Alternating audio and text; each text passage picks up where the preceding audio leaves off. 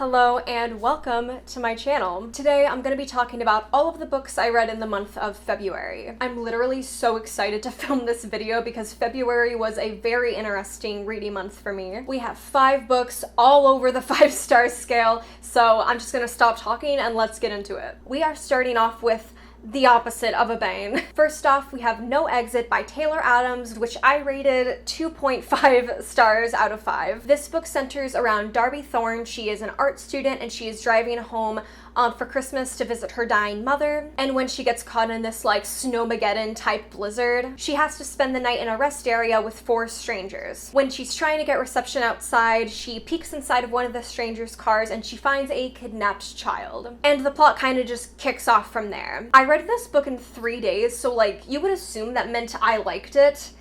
I did not. It was not very good, but honestly it was still a lot of fun. It was definitely one of those like so bad it's good books. So that's why I gave it like an extra 0.5 stars because it wasn't a good book, but it was at least entertaining. Spoilers ahead if you don't want to hear them, especially since like I know the movie version of this book actually came out this month, which I honestly didn't know about. It was a really funny coincidence. But anyway, if you don't want any spoilers, just skip to this time frame. I should start with what I liked, or at least like didn't think was incredibly dumb. The main character was interesting enough to follow, I thought. I also thought the violence in this book was pretty good. Like, I don't read a ton of like super violent and gory books. At least from my perspective, I thought the violence wasn't too excessive. I felt like they used it the right amount. I also thought the violence was pretty unique as well. Like, it wasn't just like, uh-oh, the bad guy's got a knife or the bad guy's got a gun. It was more interesting situations, I guess. And I think I can safely say that that is where my praises for this book end. Before I get into why this book was so bad, I feel like I need to like introduce all of the characters to you. Okay, first of all, we have Ed and Sandy. They are cousins on their way home for Christmas. If my memory serves me right, I think Ed is like a recovering addict. We have Ashley. He's this guy, this charming and charismatic tech student. And then Lars, who I think it's short for Larson, but the name Lars is just so comically evil to me. Lars is described as this big, creepy, mouth-breathing, rodent-faced weirdo. The biggest problem with this book is how predictable it is. As soon as Ashley was introduced, I did not trust him. I did not trust this man for a second. What I was expecting to happen was that Lars was gonna be our red herring, right? Because he's literally described to be a child abductor. But secretly, Ashley is in on it, and you're supposed to be so surprised, like, oh my god, it can't be this man, he's too charming. They even like address this trope like really early on in the book. There's a scene where Ashley's having a conversation with Sandy, I think, and if I remember right, I think Sandy is reading like a mystery novel or something, and Ashley literally says something along the lines of like, oh, I love mystery novels and I love mystery books, and the best part about them is you can always guess who the bad guy is because it always ends up being the nice guy. The nice guy always ends up being the asshole in the end. And I'm just like, right, so I explained to you what I assumed would happen. Somehow what actually happens is worse. Ashley and Lars are brothers and they're doing this child abduction thing together. It's just so silly because the first twist is literally like, I should explain to you that Lars is described to be a very like big guy, like very bulky and like difficult to physically take down, right? So that's where our main character is like initially worried about. She's like, oh, I'm just a tiny I don't know how tall she is, but she's a short lady. And she's like, how am I gonna take down this guy? So the threat basically went from like, uh-oh, there's this big scary child abductor and he's very big and strong, but it's okay, I might be able to outsmart him because he's a dumb oaf. The threat went from that to being like, oh god, now I'm up against a charming man with a brain. What am I gonna do? Alright, let me tell you a little bit more about Ashley. He likes to play games, which is, you know, a metaphor about how cunning and manipulative he is. He is scared of door hinges. That's literally his biggest fear is door hinges. To be fair, like that one is stupid, but it does come back later. Like, remember how I said the violence was very unique? I'm just gonna leave it at that. The last notable thing that I wrote down about this man was like, God, he has this saying, and it's so weird. I've never heard anyone say this saying in my life. He always uses the phrase, my toast always lands jelly side up, and it's so annoying. The other awful thing about this book is how repetitive it is. At least this character is just very repetitive. If I took a shot every time this man talked about his toast landing jelly side up, I would die. So Ashley's reveal happens like 30 to 40% into the book. So I assumed there would be more twists. Like, it seemed like the kind of book I was getting myself into, so I was like, okay, I can expect more, like, shocking twists to happen. And, like, the dumbest twist that I could predict would happen, or I guess the most obvious thing that I would expect the author to do if you really wanted to go for, like, shock factor or whatever, was like, oh, what if the cousins are in on it, right? What if the author decides to make the cousins in on the entire operation, and then it's very shocking. But I was also like, no way. There's no way that these cousins are also in on this child abduction operation. One of the cousins is in on it. There is more that I could rant about, but this section of the video is quickly becoming its own video, so I think I'm just gonna leave it at that. But yeah, if you're looking for a book to just make fun of for 10 hours, then I would recommend this book. The second book I read in the month of February, I actually have a physical copy of because I don't think it's available on Audible yet, so I just asked for a physical copy for Christmas, and that is The Things We Don't See by Savannah Brown. Because I read so many Audible books, I forget how pretty physical books can be. Like, I just love, like, the reflective gold text and, like, oh my god, the smell. The smell. This book centers around Mona Perry, who is the host of a true crime podcast, who is trying to investigate the 30-year-old unsolved case of Roxy Rains. 30 years ago, Roxy Rains was a young singer. She was like 20, I think, when she disappeared. But yeah, she just vanished one day in her hometown, which is the island resort of Sundown. I just want to preface this by saying that I am a super fan of Savannah Brown. I will literally read anything this woman writes. She doesn't make that many YouTube videos anymore, but like I have been following her since like 2015 when she was like very regularly making YouTube videos all about poetry and writing and mental health, and just like watching her perform poetry like on her bedroom floor in like her older videos, it really wasn't what inspired me to get into poetry. So obviously I'm biased. It's already an author I love very much, but I honestly gave this book 5 stars. This is actually her second novel. Her first novel was The Truth About Keeping Secrets. That book was a lot more of a slow burn, which I really liked and I think worked for that specific story. That book was all about grief and like the dark places it can take us to, and just looking for like a greater meaning when someone you love just dies unexpectedly, which again, that all worked for that book. That book is really great. I think I like this book better. I don't, maybe it's just because I've read it more recently, but like I think I like it better than her first novel. This book is really fast paced. It is a brilliantly crafted mystery. It just keeps you on the edge of your seat the entire time, just like eager to figure out what happens next. There's actually an author's interview at the back of this book, and one of the interesting parts of it that I thought was really cool was when she's talking about how she wrote the main character, and she says, "I was stuck on the idea of a teenage girl with the temperament of a hard-boiled detective, a bit of a nasty but ultimately well-meaning piece of work." And I think that just describes the main character of this book perfectly. Mona is really smart and clever and cunning, but she trusts nobody. She has the biggest trust issues of any character I have ever met. She also lies constantly, which is really interesting to see her grapple with, I guess. Like, it's really one of her biggest vices. Like, she lies even if it's not really necessary. Even in the prose of the story itself, she is very hesitant to give us a lot of information about her and like her life. Maybe gradual is a better word. Like, she reveals things about herself very gradually. She really takes her time. Maybe I should have caught on to this a little bit earlier while I was reading this book, but it wasn't until I got about halfway through that I started to consider the implications of like, what if she's an unreliable narrator? What if she has like even bigger secrets that she's keeping from the audience? Unlike the last book, I don't want to spoil this book in this video, mostly because I think it was very good. Obviously, it was 5 stars, and I just want to encourage you to read it for yourself, but I can confirm she is a very unreliable narrator. I think my favorite thing is if I'm watching a show or watching a movie or reading a book, and it takes one scene for my perception of a character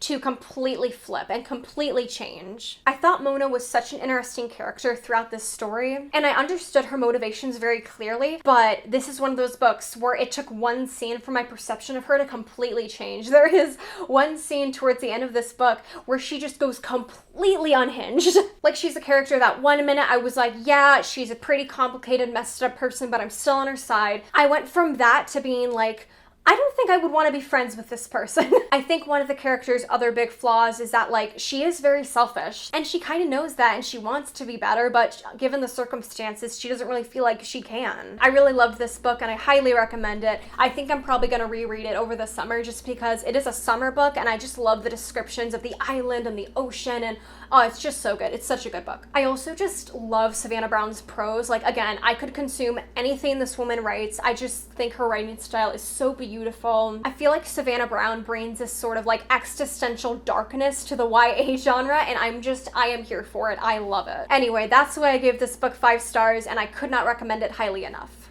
I literally got through 2 books before I had to replace the battery. I'll try and start talking a little quicker. Up next, I read The Stand by Stephen King, which I rated 3 out of 5 stars. This is obviously one of King's most popular novels, so I'm sure you've heard of it. This is a post-apocalyptic dark fantasy. When this like weaponized influenza kills 99% of the population, the remaining survivors have to rebuild society while trying to fight off the devil, basically the devil. I think it was a year ago that basically I told one of my friends that I wanted to get into Stephen King. I had never read Stephen King before and I was really curious about his work. And my friend recommended that I start with The Stand. Maybe I shouldn't have started off with not only one of King's longest books ever, but the unabridged version of one of his longest books ever. I started reading this book in October and I'm only finishing it now. This book is 48 hours on Audible. If I'm being honest with myself, the main reason I wanted to read this book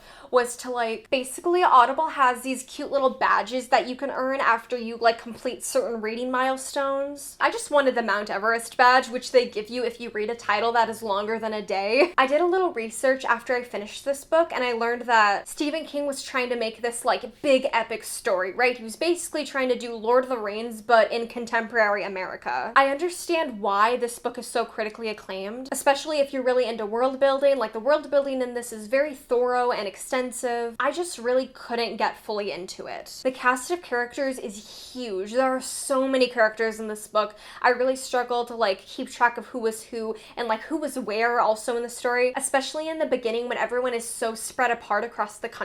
I'm not saying having a large cast of characters is bad by any means. I think I struggled with it because, at least generally speaking, I think I prefer stories where there can be a large cast of characters, but if they're all in one location, I think it's easier for me to follow along. And for this book, a lot of the characters did come together at the end. Not all of them, but a lot of them came together at the end, which should have been satisfying, but I'm not sure why it wasn't. I think it didn't help that Stephen King is famous for the amount of tangents he goes on in his writing. I understand this is something that people either love or people hate about his writing, but I really could not keep up with it, especially since I was struggling so hard to focus during it. But for me, it was just kind of exhausting to get through on top of already being really disinterested in these characters. Maybe that's all it came down to. Maybe it wasn't that there are too many characters. Maybe I just didn't like the characters that much, and I really don't know why. They're fine. But yeah, that's why I rated this book 3 out of 5 stars. It's not a bad book by any means, it's just not for me. Next up, I read Out of Love by Hazel Hayes, which I rated 4 out of 5 stars. This book is a love story told in reverse. So the first chapter you read is the very end of the relationship, and then the last chapter you read is when the couple meets for the very first time. I love Hazel Hayes. I've watched her on YouTube as well for a really long time. She's also a filmmaker. She's directed some short films, and I think she directed a series on full screen at one point. And I always found it inspiring to hear the perspective of a woman working in the film industry. That was just something I was really interested in because I was trying to do exactly that. But when I heard she was writing a novel, I was so surprised and intrigued by that because that's also something I've always wanted to do. I've always known I wanted to write a book someday, but I don't know, for some reason it was always difficult for me to picture what it would be like to be working in the film industry but also writing books. But watching Hazel's journey was really cool to see because it got me thinking that oh, maybe I could have a foot in both worlds. The concept of her book was so cool and interesting and not anything I had ever read before. So once the book was finally available in America and available on Audible, I picked it up immediately. I was so excited. I thought reading it this month too would be appropriate because it's Valentine's month or whatever. It's love is in the air, it'll be great. I really loved the writing style of this. It just felt like a warm bowl of soup. It's just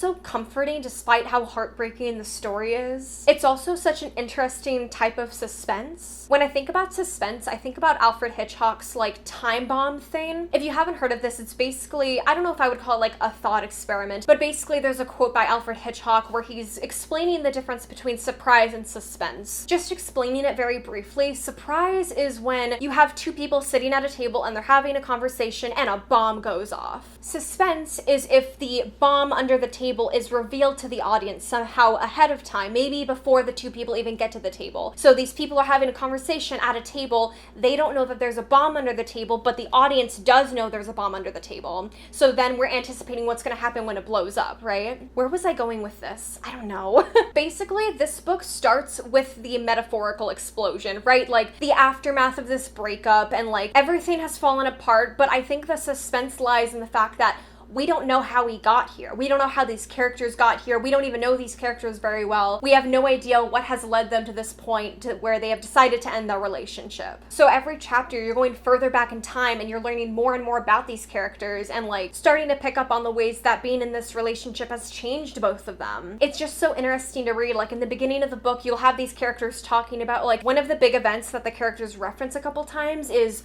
what happened in Paris. Like we know that something happened in Paris that was really bad for the relationship and has led them to where they are now. So like the chapters leading up to that moment, you're just like, what happened in Paris?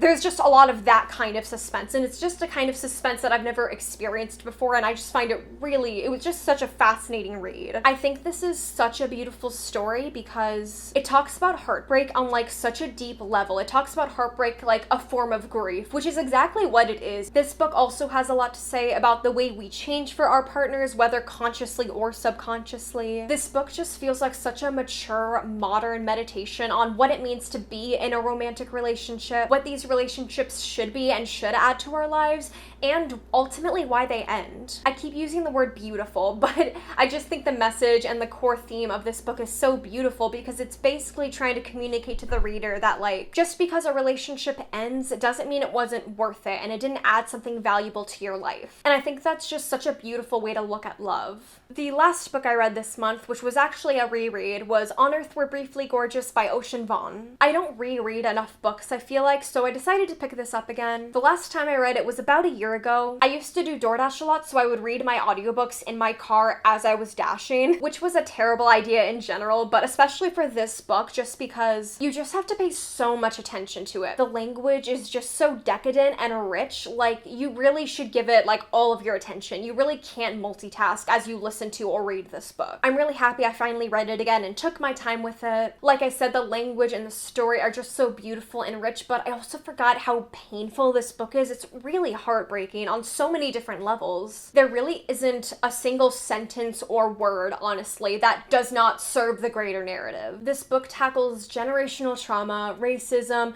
toxic masculinity, and just the experience of being an immigrant in America with a kind of elegance that I can't even hope to someday express. Rereading this also got me really excited for his new poetry collection coming out. It's called Time as a Mother, and I'm so excited to pick it up. I literally couldn't sing enough praises for this book if I tried. It is actually a modern classic. I don't know if that's too bold of a statement, but I genuinely would call this book a modern classic. Like, it's just so good. Okay, we did it. We made it through.